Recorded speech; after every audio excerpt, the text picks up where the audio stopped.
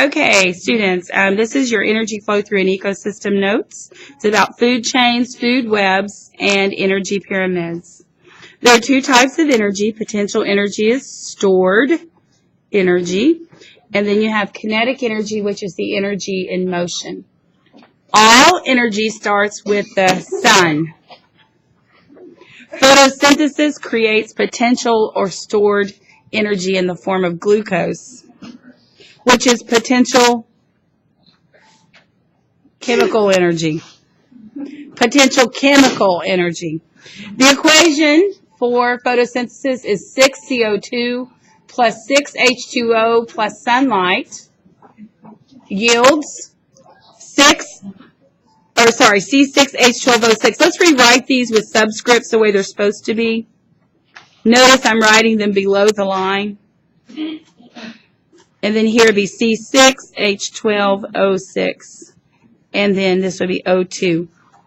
Okay, the photosynthesis review. The chemical reaction by which green plants use water and carbon dioxide and light from the sun to make glucose.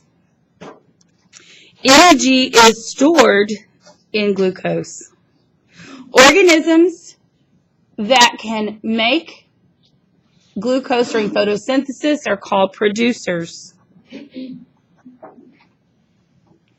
Producers use most of the energy for themselves. By the way, they're going to use 90% of the energy that they create. So they're going to use 90%, leaving 10% for whatever eats them.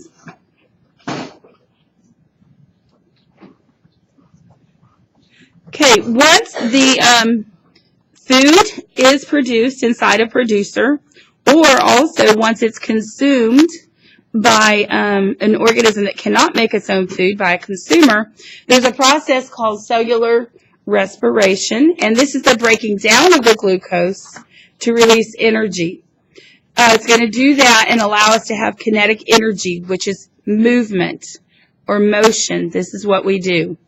The equation is the exact opposite of photosynthesis. It is 6O2. Notice oxygen and glucose are what you start with. And what you end with is water and carbon dioxide. It's exactly the opposite of photosynthesis if you'll take a look at that closely. The energy that is not used by producers can be passed on to organisms that cannot make their own food. If they cannot make their own food, they are called consumers. Consumers only get 10% of the energy that the plant makes in the form of its food. Okay, go ahead and open this up. I know it's upside down. Flip it over. All right, organisms that cannot make their own energy or food are called consumers.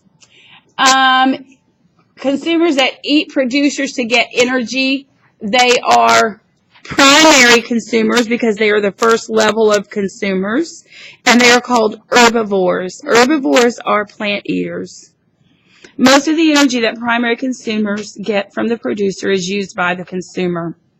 Imagine this, 90% of the energy the primary consumer gets, he uses up in his body, only allowing 10% to go to the next level. Some of the energy moves into the atmosphere as heat. Some energy in the primary consumer is not lost, but the consumer uses the energy itself for movement and growth and cell repair and things like that. That leftover energy is available for another consumer. Remember, the leftover energy is only 10% of what the organism got. All right, a consumer that eats another consumer is is called a secondary consumer. It may be a carnivore, which eats meat only, and really I don't like that term so much, meat eater. Let's call it an animal eater. Because it could be something that eats insects. I mean, a specific type of carnivore is an insectivore if they eat only insects. but they are all considered carnivores, as well as an herbivore, which eats only plants.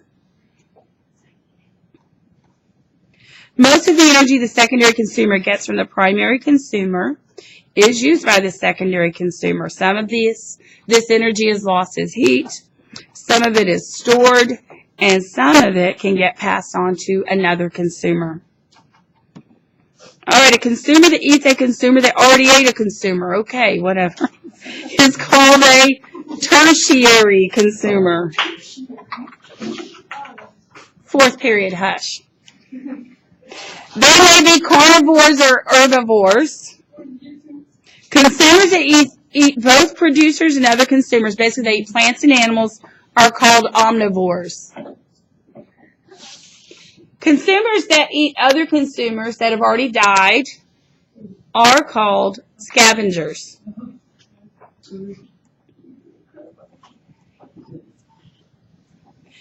All right, the transfer of energy from sun to producer to primary to secondary to tertiary consumer can be shown in a food chain. Notice the arrows always point the way energy is transferred. Another way of showing the transfer of energy in an ecosystem is a energy pyramid. Energy pyramids show the amount of available energy going down the food chain. It takes a large number of producers to support a small number of primary consumers. It takes a large number of primary consumers to support a small number of secondary consumers. The 10% rule. Only about 10% of energy is passed to the next level of the pyramid. Food webs are multiple food chains. They show the feeding relationships in an ecosystem. So let's go ahead and let's do a quick food chain. Let's say that we have grass. What percentage of the sun's energy is available to the grass is 100% of the sun's energy. What eats the grass? Let's say it's a rabbit. Okay, the rabbit is going to be called a primary consumer because it is the first consumer. And it is only going to get 10% of the sun's energy because the first 90% is used by the grass in its process of living. Then let's say that the rabbit is eaten by a wolf or coyote, whatever. Okay? It is only going to get 1% of the original energy from the sun because the rabbit will have used 90% of the 10% it received. So labeling these, this is the producer. This is the primary consumer. And this would be the secondary consumer. Okay, in this particular food chain, there are only three trophic levels. Food web is the interaction of all the food chains put together. Now, I want you to stop and think about something. Why are there not many levels? Why are there not many feeding levels? Like maybe 10 of them. Instead of having 1, 2, 3, why aren't there 10? Most food chains max out at 4 organisms at the most. So I want you guys to be thinking about why are there not many feeding levels. We'll discuss it next class.